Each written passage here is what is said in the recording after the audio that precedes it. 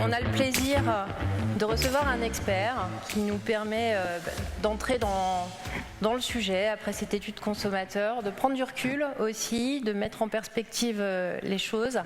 Et comme je disais en introduction, c'est vrai que le sujet passionne, donc ça va être très intéressant d'avoir ton éclairage. Donc Johan, tu es l'expert dans le domaine, peut-être même si tout le monde connaît l'Alliance du commerce, te donner l'opportunité de présenter ton organisation. Alors si tu le souhaites, tu peux, c'est vers le bas. Voilà. D'abord, merci beaucoup. Bonjour à toutes et tous. Merci beaucoup pour votre invitation ce matin sur un thème qui en effet fait polémique et en tout cas occupe beaucoup en ce moment. Donc je suis très heureux d'être parmi vous.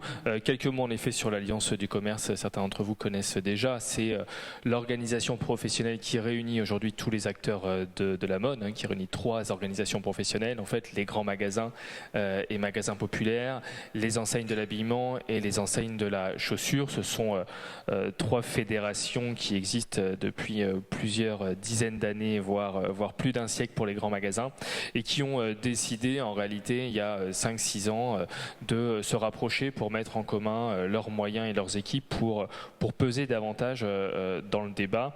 Et si on regarde ce que représente aujourd'hui le périmètre de ces grands magasins et de ces enseignes, c'est 27 000 points de vente en France, près de 180 000 salariés et un chiffre d'affaires qui est un peu bousculé en ce moment, mais qui avoisine les 40 milliards d'euros. Avec des acteurs, alors nous on réunit surtout les acteurs de l'entrée de gamme jusqu'au premium. On n'a pas les acteurs du luxe ou même de la haute couture, mais vous avez un certain nombre d'acteurs qui sont ici sur le slide. Certains sont dans la salle et interviendront même tout à l'heure. Donc beaucoup de ces marques qui sont aujourd'hui, certains segments parmi lesquels ceux qui sont peut-être les plus chahutés aujourd'hui également. Et puis un dernier mot pour se présenter, mais c'est assez classique pour une organisation professionnelle. Bien sûr, on est là pour représenter les intérêts de nos membres auprès des pouvoirs publics, et c'est notamment auprès de Bercy, du ministère du Commerce, mais aussi du Travail, de la transition énergétique, parce qu'il y a beaucoup de sujets aujourd'hui sur la transformation responsable.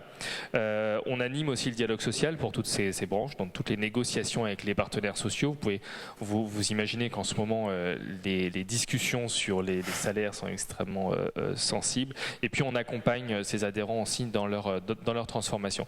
Nous, notre vision, c'est quand même de défendre le rôle économique essentiel du commerce dans notre pays. C'est plus de 10% de la valeur ajoutée dans notre pays. C'est un peu moins que le secteur industriel qui est autour de 13 à 14%, mais c'est quand même un secteur économique majeur. Il a un rôle social aussi extrêmement important. On était l'année dernière à 3,2 millions, alors pas que nous, mais tout le commerce, 3,2 millions d'emplois en France, c'est plus que le secteur industriel.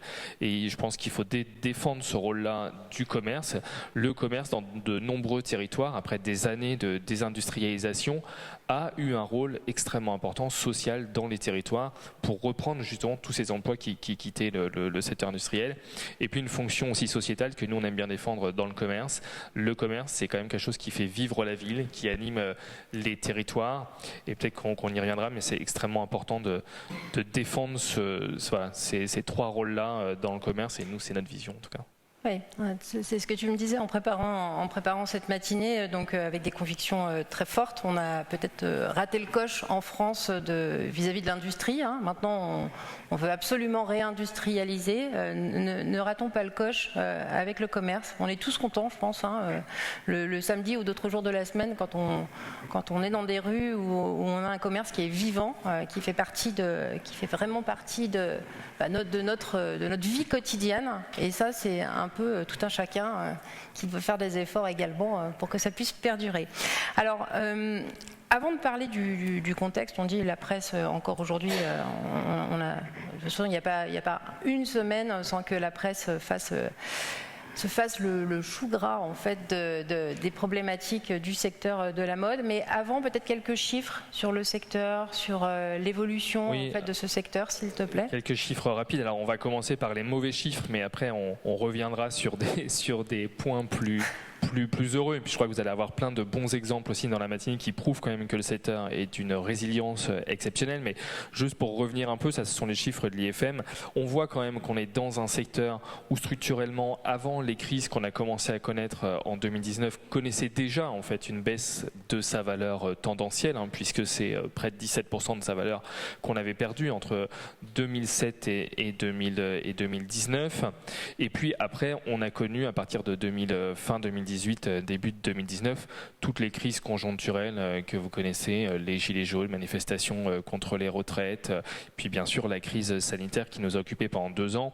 Et on voit bien que fin 2022, en fait, on n'était pas sorti encore de ce contexte de crise conjoncturelle parce qu'on a perdu sur ces 3 ans encore 4,4% du marché.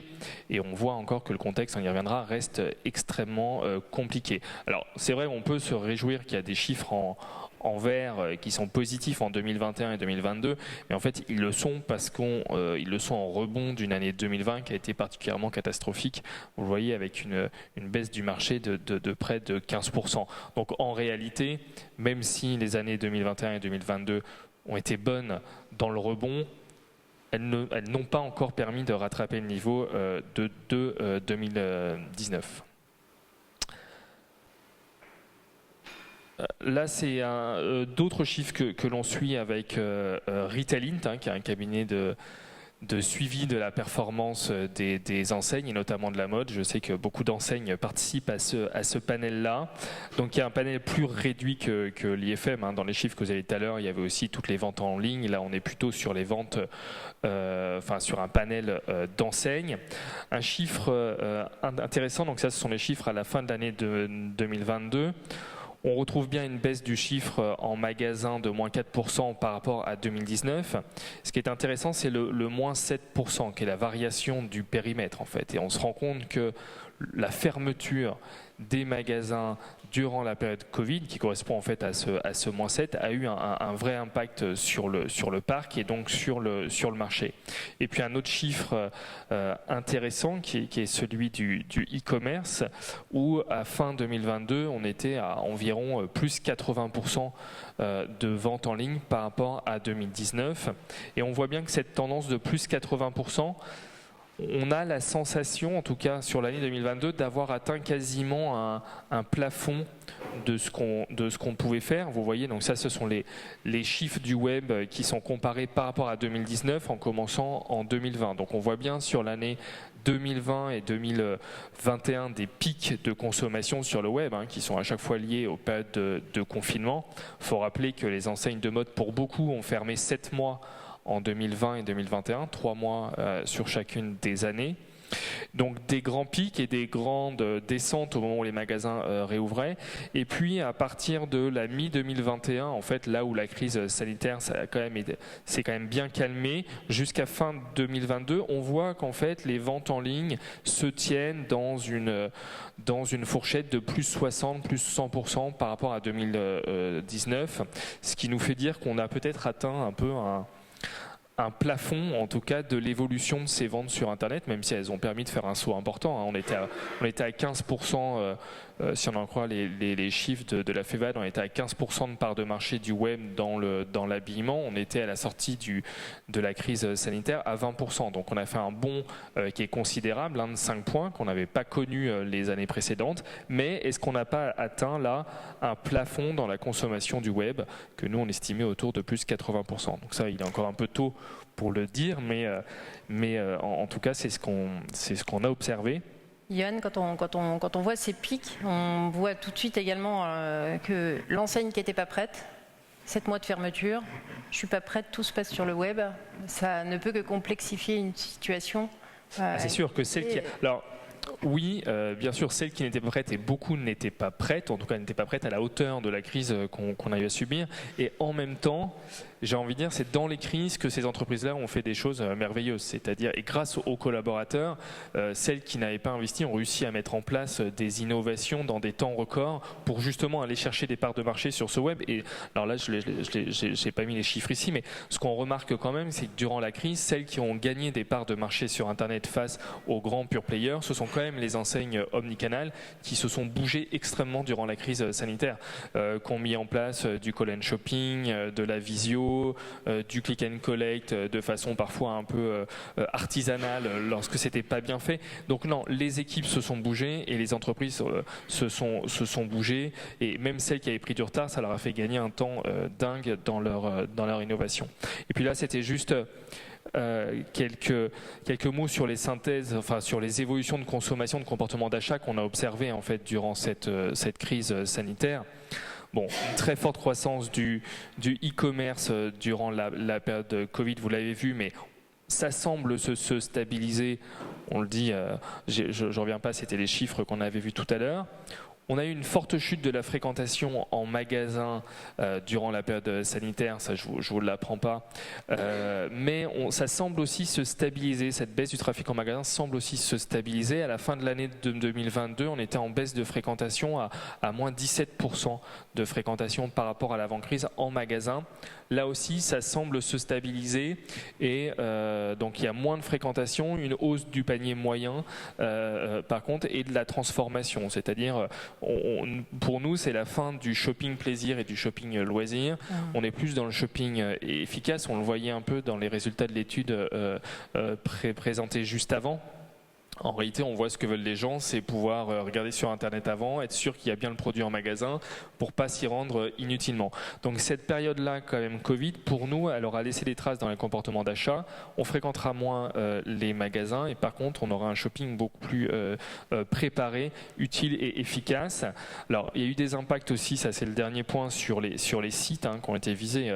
Les centres commerciaux ont connu des baisses de chiffre d'affaires extrêmement importantes durant la crise sanitaire. Les grandes agglos ont connu des baisses aussi extrêmement importantes, au profit souvent de villes moyennes et du retour vers une certaine proximité. Là, on voit que ça a tendance quand même à se rééquilibrer aujourd'hui, que le télétravail n'est, en tout cas à 5 jours par semaine, c'est plus le cas aujourd'hui pour une grande partie des salariés. Donc on voit que les grandes agglos reprennent de la vigueur avec le retour du tourisme, et on espère ce retour en plus de tous les Européens, des Américains qui sont déjà bien revenus, des touristes chinois dans le courant de l'année. Donc on voit se rééquilibrer quand même ces effets territoriaux qu'on a connus durant la crise Covid. D'accord. Mais merci pour cet éclairage. Alors, on voit qu'il y a une succession de crises conjoncturelles, on peut dire, mais ton sentiment à toi sur la situation, il y a un nombre de marques, on a l'impression que ça frappe essentiellement les marques emblématiques des années 80-90 qui sont particulièrement en difficulté. Or, on sait que d'autres peuvent arriver à s'en sortir. Quel est ton sentiment Pourquoi certaines enseignes plus que d'autres ? Alors ce qui est vrai, c'est que à la question titre aujourd'hui, la mort de la mode est-elle inéluctable ? Non, parce qu'on voit qu'il y a quand même des enseignes qui résistent, qui se battent et fort heureusement. Mais pour autant, on ne peut pas nier quand même toutes les difficultés conjoncturelles qu'on rencontre aujourd'hui et celles qui sont en difficulté.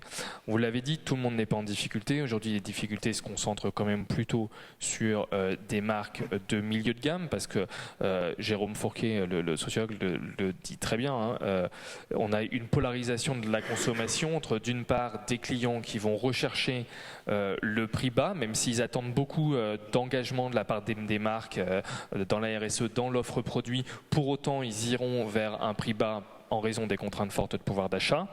Et d'ailleurs, j'avais quelques slides. On voit bien que ces contraintes de pouvoir d'achat sont très marquées. Ça, c'est des chiffres Kantar. On a une baisse du budget moyen dépensé par individu extrêmement forte quand même sur ces 10 ans. On est à plus de 8% de baisse du budget dédié à la mode. Dans un contexte inflationniste que vous connaissez, j'y reviens pas, mais dont la mode n'est pas la cause, mais est plutôt une victime collatérale. L'année dernière, ça ce sont les chiffres de 2022, plus 18% sur les prix de l'électricité, plus 13% sur les prix de l'alimentation, et quand on regarde les chiffres de l'INSEE sur le secteur de la mode et de la chaussure, on est plutôt entre 5 et 3%. Donc une inflation qui a quand même été limitée dans le secteur de la mode, avec des enseignes qui ont certes augmenté des prix, mais avec une élasticité prix, quand même une sensibilité prix des clients dans notre secteur, on le sait, extrêmement forte. Et donc, on est très contraint à la fois dans la hausse de nos prix et par un pouvoir d'achat qui est restreint par les autres dépenses contraintes des consommateurs. Donc ça, c'est un point extrêmement fort dans le contexte économique. Et puis, ces marques souffrent aussi d'une hausse des coûts extrêmement forte. J'y reviendrai, mais qu'est-ce qu'on observe encore aujourd'hui? C'est des coûts qui sont encore en augmentation. On en a beaucoup parlé l'année dernière et Bruno Le Maire disait en début d'année mais non, la hausse des coûts c'est fini. Quand on regarde encore aujourd'hui ce qu'il en est, c'est pas totalement le cas. Le coton aujourd'hui c'est plus 28% à fin mars par rapport à sa moyenne de prix en 2019. C'est pareil pour le pétrole. Le transport maritime, on n'est plus sur les pics de 11 000 $ sur le trajet Asie-Europe, mais on reste quand même à des taux qui sont un peu plus élevés qu'avant la crise. Les salaires ont fortement augmenté aussi ces dernières années sous l'évolution du SMIC. Le cours du dollar aussi, en fait, on en parle très très peu, mais dans beaucoup de ces enseignes aujourd'hui, sont des enseignes qui importent en dollars, font leurs achats en dollars. Aujourd'hui, alors c'est un peu remonté, mais l'euro a chuté de 10% par rapport au dollar. C'est autant de rehaussement de coûts pour les enseignes, les prix d'électricité, et surtout, on y reviendra certainement tout à l'heure, mais l'ILC, les loyers, pèse aujourd'hui extrêmement fort dans le modèle économique des enseignes, et c'est aussi la raison de la restructuration d'un grand nombre de parcs de magasins qui posent ces difficultés-là aujourd'hui. Mais pour revenir à celles qui sont en difficulté, ce sont celles beaucoup du moyenne gamme, parce qu'on a une polarisation de la consommation entre des clients qui vont chercher le bas prix et d'autres qui vont avoir les moyens d'aller vers du premium ou du luxe. Mais, et c'est là où moi je suis un peu plus inquiet qu'avant, c'est-à-dire il y a quelques mois, celles qui étaient en difficulté étaient des enseignes qui avaient déjà des difficultés avant, qui faisaient l'objet de reprises, qui avaient un poids de la dette extrêmement important, et donc ce poids de la dette dans les années avant crise avait fait qu'elles avaient sous-investi en fait dans leur transformation digitale et dans leur offre produit. Donc elles avaient un retard de compétitivité. Et donc celles-ci, elles sont tombées, je ne cite pas tous les noms, mais vous les avez bien en tête.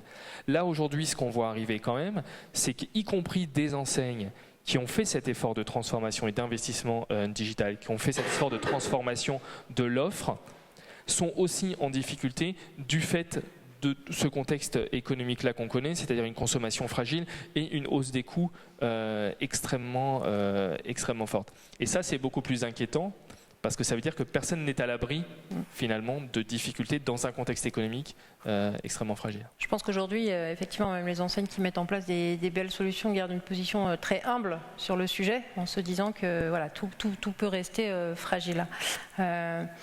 Mais qu'est-ce qu'on peut faire alors pour les... Je sais que tu as des convictions importantes sur le sujet. Est-ce qu'on regarde comme ça, en fait, de semaine en semaine, les alors, marques? Il y a déjà des marques qui s'en sortent très très bien. Enfin, il faut aussi citer celles-ci. Il y en a qui vont en parler tout à l'heure. Mais moi, je suis admiratif quand même de la résilience des marques durant la crise. On aurait pu avoir beaucoup plus de marques qui disparaissent, en fait. Et pour autant, elles sont encore là aujourd'hui. Grâce à leurs équipes, elles ont investi, elles ont innové. Il y a beaucoup de tests qui se font dans de nouveaux business models dans la seconde main. Aujourd'hui, on dit que c'est 1,2 milliard d'euros dans le secteur de la mode. À vrai dire, on a un peu du mal à évaluer ce que représente la seconde main aujourd'hui. Mais on sait quand même que c'est un marché en devenir. Beaucoup d'enseignes vont sur ce marché-là. Alors, il n'y a pas toujours de modèle économique encore très rentable. On va avoir l'occasion mais en tout cas, on innove et il faut arriver à trouver le bon degré d'investissement. Il y a des innovations sur des modèles de location. Le groupe Eram en fait... en est l'exemple sur de l'abonnement avec Kiabi par exemple. Donc il y a beaucoup d'innovation qui se fait, beaucoup de transformation aussi dans l'offre et sur le digital. Donc on a de bonnes raisons d'espérer qu'il y a un avenir pour toutes ces enseignes-là. On On en est même convaincu qu'il y a un avenir pour ces enseignes. Enfin, en tout cas, on se le souhaite tous. Mais est-ce qu'on peut aller plus loin pour les aider? Parce que, bien sûr, transformation, on voit que c'est pas si simple. C'est pas juste parce que je me suis transformée, j'ai mis en place mes démarches omnicanales que je vais m'en sortir. C'est pas simplement parce que j'arrive avec du prix que je vais m'en sortir. C'est certainement une combinaison de choses, la singularité, de l'aspérité, le fait d'avoir pris le virage digital au bon moment, mais de savoir aussi être en cohérence peut-être avec son positionnement de marque. Donc c'est certainement une multitude de choses, une bonne gestion aussi. Je pense que ça peut aider. Mais pour toutes celles qui sont fragiles. Oui, déjà pour revenir sur ce que tu as dit, en effet, pour moi, il y a 3 critères de la réussite, c'est avoir un bon dirigeant, une bonne vision et une bonne situation financière avec un actionnariat qui vous suit, qui est stable dans la durée. Si c'est un actionnariat familial, c'est encore mieux, parce que généralement, ils sont quand même plus stables. Et on voit quand même que ce sont des clés de succès qui sont extrêmement importantes dans celles qui réussissent et qui ont le temps long pour se transformer. Ça, c'est important. On voit aussi que l'internationalisation d'une marque, aujourd'hui, joue beaucoup dans sa solidité. Parce que ça vous permet, quand vous êtes international, d'avoir des effets de synergie entre plusieurs pays, de limiter votre risque. Et donc ça, on sait que c'est extrêmement important aussi dans les clés de succès. Alors tout ce que vous avez dit sur l'offre, sa transformation, ça repose sur la marque. Alors les marques, elles font plus ou moins bien le travail, mais en tout cas, elles le font, elles innovent. Qu'est-ce qu'on peut faire pour les aider dans ce contexte-là ? Pour nous, c'est assez clair. Il faut les aider à maîtriser leurs coûts. Et le coût aujourd'hui qui fait le plus de tort aux enseignes et qui pèse vraiment dans la restructuration des réseaux, ce sont les coûts immobiliers. On sait qu'au maximum, ça peut représenter environ 20% du chiffre d'affaires d'un magasin. Alors pas partout, mais là où les charges et les loyers sont les plus élevés, qu'ils augmentent aujourd'hui automatiquement sans aucune raison. La dernière indexation automatique des loyers était à 6,3% au 4e trimestre de l'année dernière.